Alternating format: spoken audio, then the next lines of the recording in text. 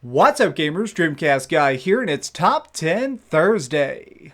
This year has been an absolute mess of scandals, from developers lying about their projects to major gaming YouTubers running an illegal gambling website. It seems like every day we had some new disaster going down. This week we're taking a special look at the most insane catastrophes on my picks for the top 10 biggest gaming controversies of 2016.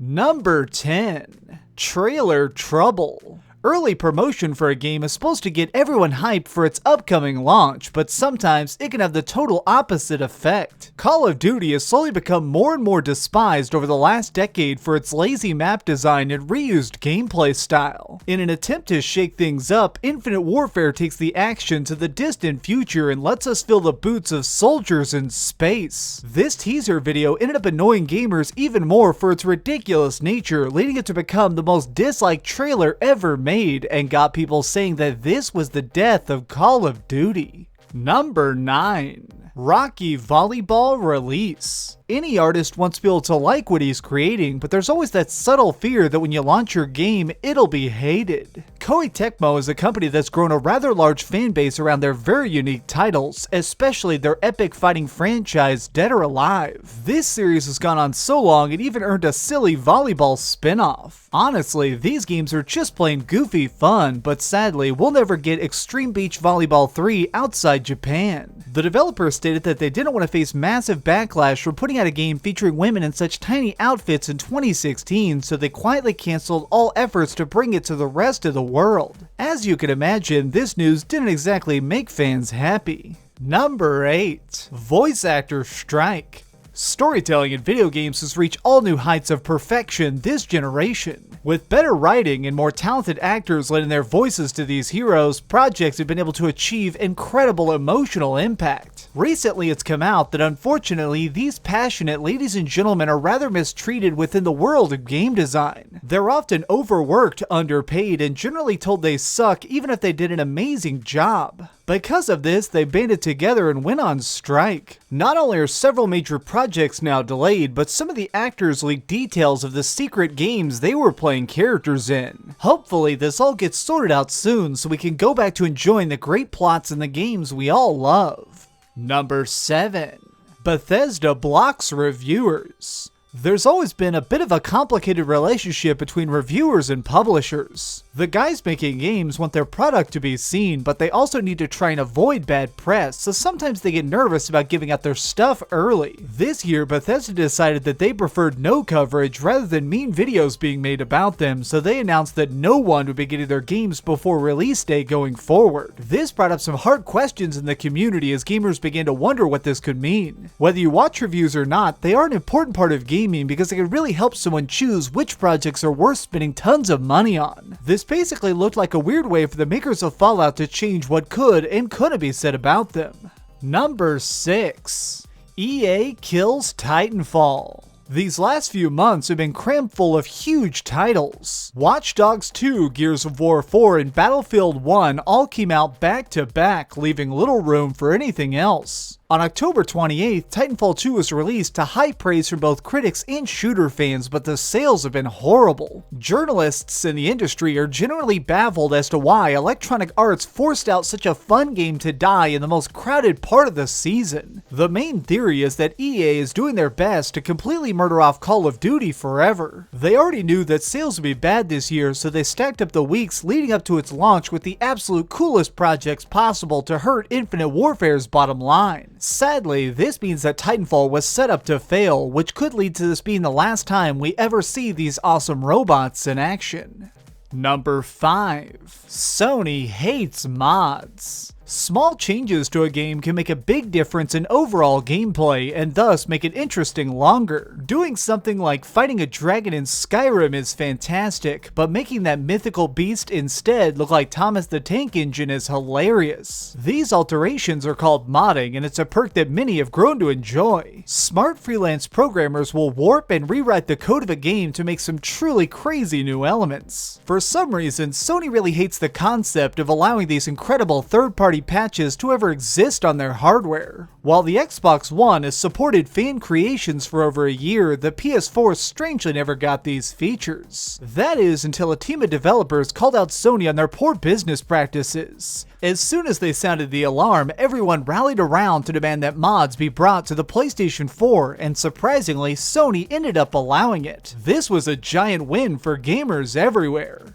Number 4. CSGO Lotto. Even though you may not know it, many large YouTubers have a lot of power. With their expansive social reach, they can influence and shape the path of gaming to an insane degree. Because of this, there are actually strict laws in place to make sure no one abuses their position to rip off people for millions of dollars. Somehow, a man named T. Martin managed to invent a brilliant scam despite these guidelines. CSGO Lotto was a website where players could go to gamble with Counter-Strike gun skins. Doing well in matches awarded you with these cosmetic bonuses that could be traded for real-life cash or taken to CSGO Lotto and used as essentially poker chips for gambling. This was shady, but the thing that was super illegal was that T. Martin was promoting the website on his YouTube channel, and here's the twist. He owns it. He never mentioned in any of his videos that he was a manager and could rig results. He just pretended it was a fun little extra game he discovered himself. He lied directly to his 12 million subscribers and manipulated them into checking out a completely bullshit lottery made to steal money from innocent people. Number 3. Tracer's Booty. Ever since its release in May, Overwatch has become a cultural phenomena. Fans draw comics of the characters, debate the backstory, and even cosplay their favorite heroes. Due to all the passion surrounding this game, people care a lot about how Blizzard handles their project. When the early beta testing was being done, one of the fighters, Tracer, had a slightly different style of behavior. If she got top score in a match, she'd do a pose where she looks over her shoulder, showing off her butt to the rivals. A small group of players found this to be a little bit odd for the character to do and asked Blizzard to remove the stance. Shockingly, the designers agreed and changed her pose to be more like she's about to run away. This began a messy internet war as fans ripped into each other about whether or not the hero really should have been overhauled and if this was a form of censorship. Number 2. Mighty Number 9. After having one of the most successful Kickstarters of all time, raising more than $3.5 million of funding, there were high hopes behind this game. The mastermind of Mega Man, KJ Inafune, left Capcom to try and make his own vision of the ultimate adventure for the Blue Bomber, but the final product was worse than anyone could imagine. There were years of delays, broken promises, and very little actual gameplay being shown until mere months before launch, and this caused people to start to get nervous. What you're looking at here is the real version of Mighty Number 9 that players got. It's glitchy, short, and overall kinda lame. Just putting it next to the original concept art, it's hard not to feel like we were totally deceived. Obviously, there was a terrible uproar when this pile of junk came out. Everyone was wondering how he spent so much money on a project that could have been developed by an indie team in a matter of weeks. This epic catastrophe has forever scarred the way gamers look at Kickstarter and taught us all a valuable lesson. Just because someone made something great in the past doesn't mean they really know what they're doing.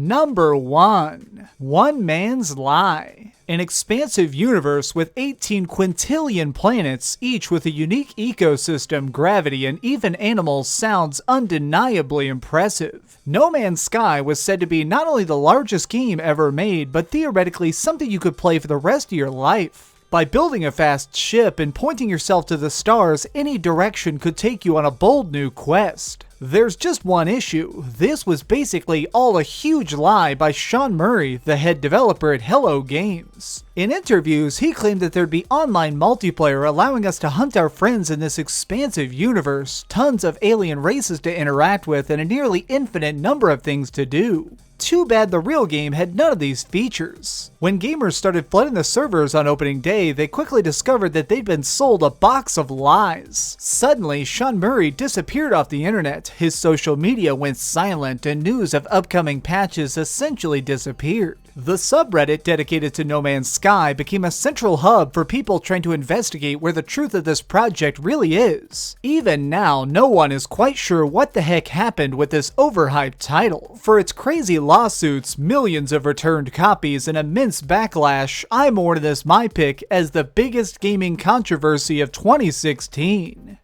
Did your favorite train wreck not make the list? Got an idea for a future top 10? Leave it in the comments down below. If you enjoyed this video, please give it a thumbs up, share with your friends, and subscribe if you haven't already. But do me the biggest favor of all and keep dreaming. You know, one question I get a lot is, DreamcastGuy, you have a massive collection of games. What's the weirdest thing you own? And you know what? It's probably this. This is Final Fantasy VII on the original Nintendo. Yes, this is real. Somebody in China did an exact scene-for-scene remake of Final Fantasy VII in 8-bit. And let me tell you, it's as bizarre as it sounds.